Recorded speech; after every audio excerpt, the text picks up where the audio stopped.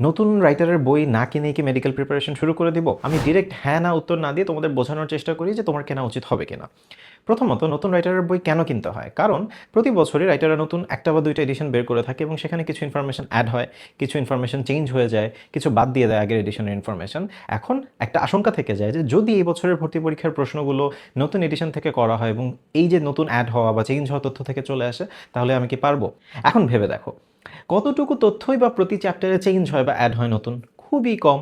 এবং একটা চ্যাপ্টার থেকে আসলে ভর্তি পরীক্ষায় প্রশ্ন আসে ১ টা কি ২ টা। আমি বায়োলজির কথা বলছি। তাহলে চান্স আসলে স্ট্যাটিস্টিক্যালি গাণিতিকভাবে কতটুকু যে আমার এই চেঞ্জ হওয়া তথ্যগুলো থেকে প্রশ্ন আসবে? খুবই কম। ঠিক আছে? এখন আমি নতুন বই কেনাকে ডিসকারেজ করছি না। কিন্তু আমার কথা হচ্ছে যে এই এত কম প্রবাবিলিটির তথ্যগুলোর জন্য মাথা খারাপ করে ফেলার কিছু নাই। বর্তমানে প্রায় সব কোচিং থেকে কি করা হয়? যদি নতুন এডিশনে এক্সট্রা কিছু ইনফরমেশন চেঞ্জ হয়ে থাকে, এড হয়ে থাকে, সেগুলো প্রোভাইড করা হয়। তাহলে ওগুলো পড়লে কিন্তু মোটামুটি হয়ে যাচ্ছে। হ্যাঁ, এখন তোমার যদি এক্সিস্টিং বইটা অনেক আগের হয়, ৪-৫ বছরের আগের এডিশন দিয়ে অনেকে এইচএসসি লাইফ পার করে ফেলে। সেই ক্ষেত্রে নতুনটা রিকমেন্ডেড, কারণ প্রতি বছর একটু চেঞ্জ হয়ে হয়তো ৪-৫ বছরে দেখা যায় বেশ বড় রকমের চেঞ্জ হয়ে যায়। তো ওইটা তুমি আলাদা করে পড়ে কুলাতে পারবে না। বাট তোমার যদি লাস্ট বছরেরটাও থাকে, ইটস ফাইন। ঠিক আছে? এখন এত প্যানিক করার কিছু নাই।